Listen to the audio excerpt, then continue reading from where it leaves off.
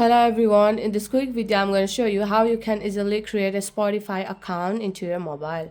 By following the few simple steps that I show you now, you'll be able to create a Spotify account into your mobile very easily. So make sure to watch the video till the end so you don't make any mistakes. By saying that, let's start the video. At first, go to your home screen and tap on the Play Store, and in the search bar search for Spotify and install that app. And after installing, tap on open. And if you don't want to install the application into your device, you can create a Spotify account through the Spotify website. And after that, this type of interface will be shown. And here you can create a Spotify account through your Google account or through your Facebook account, or you can create a Spotify account with your independent Gmail account.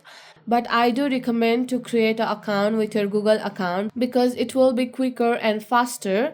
But if you don't want to use your Google account, then you can tap on sign up free. And here you have to enter your Gmail account and tap on next.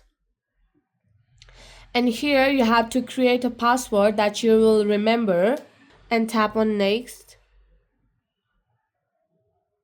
And here you have to choose your birth date and tap on next. And here you have to choose your gender.